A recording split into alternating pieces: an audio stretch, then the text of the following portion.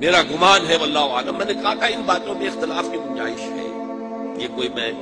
قرآن و حدیث کی روح سے نہیں کہہ رہا، لیکن جو میرا مشاہدہ ہے افغانستان کی تقسیم ہو جائے گی، پختون حصہ جو ہے پاکستان کے ساتھ ملے گا، اور یہ یہاں پر وادی سندھ جس کو اقبال نے کہا ہے کارواں زی وادی دور و دراز آیت کرو، اس یہاں پر خلافت علی منہاج النبوہ کا نظام قائم ہوگا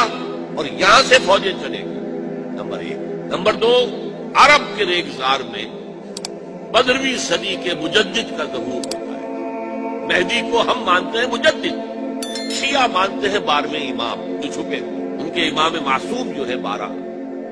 ان میں سے آخری جو ہے وہ چھپے ہوئے ہیں بعد میں 1200 برس سے، اور وہ ظاہر ہو گئی، یہ ان کا عقیدہ ہے، ہمارا نہیں۔ ہم سمجھتے ہیں جیسے ہر صدی میں اللہ مجدد بھیجتا رہا، اسی طریقے سے میرے گمان میں 15ویں صدی کے مجدد جو ہے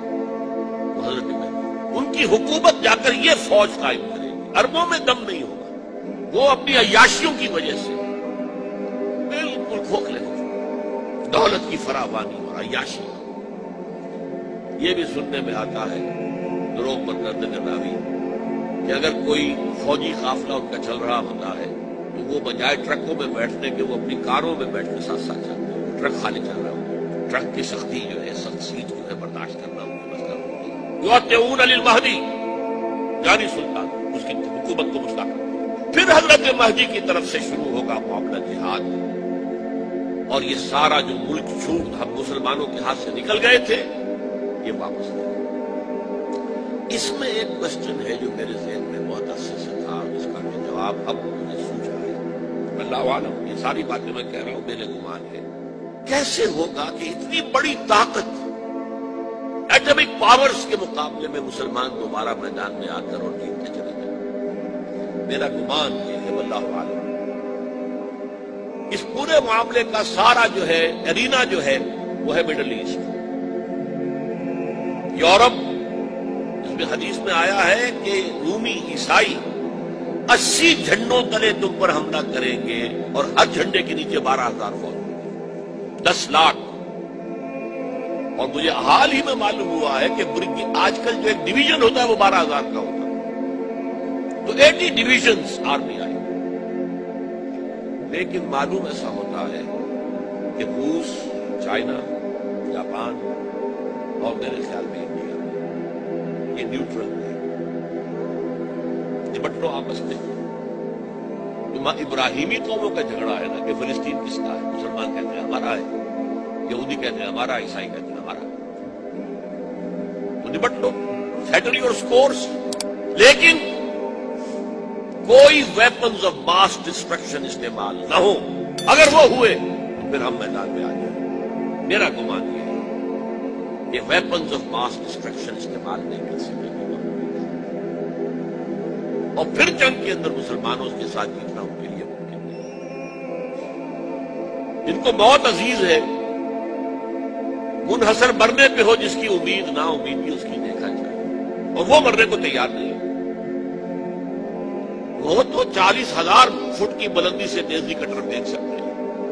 نیچے نہیں آئیں گے۔ اور جب نیچے کچھ اتنے تھے تو جو حشر کیا تھا، تو جو بات کہی تھی رمزفیلڈ نے، ویری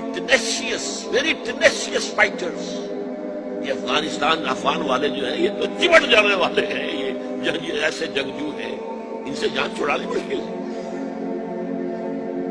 جن کے لیے موت سب سے بڑی کامیابی ہے، شہادت مطلوب و مقصود مومن نہ مال غنیمت نہ کشور کی شاید مسلمانوں کا مقابلہ کر سکے۔ یہ ہے میرا گمان واللہ عالم۔ بہرحال پہلا مرحلہ کسی اجمی ملک میں جو میرے نزدیک پاکستان اور افغانستان میں مشتمل ہوگا، خلافت کا نظام پہلے قائم ہوگا، پھر یہاں سے فوجیں چلے گی، حضرت مہدی کی حکومت قائم ہوگی، پھر وہ حضرت مہدی جو ہے وہ جہاد کریں گے، قتال کریں گے، اور اس قتال کے آخری مرحلے پر حضرت عیسیٰ علیہ السلام بھی نازل ہو جائے گے، اور غالباً ان کے ذریعے سے پھر جتنا الیکٹرانک ان کا حساب کتاب ہے وہ ختم ہو جائے۔ حضور نے فرمایا ان کی آنکھوں میں ایسی تاثیر ہوگی جہاں پر نگاہ جائے گی یہودی پگھل جائے گی، کوئی بہت بڑا لیزر ہوگا اور ظاہر بات ہے کہ یہ ہتھیار جو ہے ان کا مقابلہ تو مسلمان نہیں کر سکتے، اور نہ ابھی آپ کو 100 برس بھی یہ سوچ سکتے ہیں کہ کوئی مسلمان ملک اتنی ترقی کر سکتا ہے کہ ان کے مقابلے میں پہنچ جائے ہتھیاروں کے۔ تو یہ اصل میں جو شخص سراپا معجزہ تھا، حضرت عیسیٰ جو ہے سراپا معجزہ، پیدائش معجزہ، آسمان پر اٹھایا جانا معجزہ، خلق حیات، بنایا مٹی کا پرندہ، پھونک ماری اڑنے لگا، احیاء موتا، مردہ کو کہا اٹھو قم باذن اللہ، اٹھ گیا چلنے لگا، مادرزاد اندھے کے آنکھ پر ہاتھ پھیری اور اس کو آنکھیں اللہ نے دے دی، کوڑی کے جسم پر ہاتھ پھیرا اور کوڑ صاحب، اس سے بڑے معجزے تو کسی کو دیے ہی نہیں گئے۔ سراپا معجزہ، وہی آ کر آخری جو بھی ہوگا معاملہ اس کے اندر حضرت عیسیٰ کی معجزاتی شخصیت جو ہے در حقیقت وہ فیصلہ ہوگا۔ میرے نزدیک یہ ہیں وہ چیزیں جس کی بنا پر میں سمجھتا ہوں کہ حالات جو ہے جدھر جا رہے ہیں، حضرت عیسیٰ کے آنے کے بعد 2 نتیجے نکلیں گے۔ عیسائیوں کا مذہب ختم ہوگا، حدیث میں آیا ہے کہ عیسیٰ آئیں گے، یکسر الصلیب و یقتل الخنزیر، صلیب کو توڑ دیں گے۔ کیا مطلب؟ کہاں تم صلیب اٹھائے کر رہے ہو، میں صلیب لے ہی نہیں گیا، یہ سب تمہارا ایک من گھڑت قصہ ہے، مجھے تو اللہ نے پہلے اٹھا لیا تھا، وما قتلوہ وما صلبوہ، صلیب ہی پر کھڑی ہوئی ہے عیسائیت ساری کی ساری، اور خنزیر کو قتل کر دی۔ خنزیر تم نے کیسے حلال کر دیا اپنے لیے؟ کبھی اسلامی شریعت کے اندر موسیٰ کی شریعت میں حرام تھا، وہی موسیٰ کی شریعت میں تمہیں دے کر گیا تھا۔ Don't think I have come to destroy law, یہ لا تم پر نافذ رہے گا۔ گویا کہ عیسائی مذہب ختم ہو کر اسلام میں منتخب ہو گیا،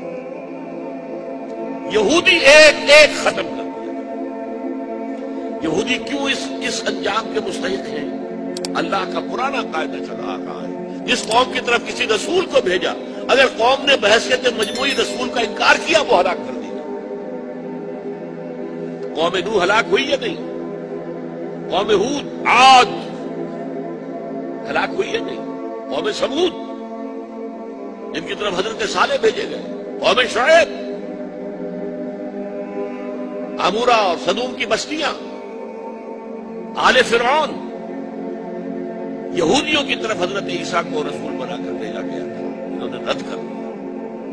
محمد رسول اللہ کو رد کر دیا صلی اللہ علیہ وسلم۔ یہ اس سزا کے مستحق ہو چکے ہیں، لیکن وہ سزا ان کا رسول ہی ان کو آ کر دے گا، اسی لیے انہیں اٹھا لیا۔ ایک پوز آ گیا ہے، مستحق تو ہو گئے تھے اسی وقت حضرت عیسیٰ کے زمانے میں کہ ہلاک کر دیے جائیں، لیکن حضرت عیسیٰ کے زمانے میں حضرت عیسیٰ کو اٹھا لیا اور ان کا معاملہ جو ہے وہ ملتوی کر دیا۔ جیسے کسی کو پھانسی کی سزا تو ہو جائے لیکن ابھی ایگزیکیوشن نہیں ہوئی،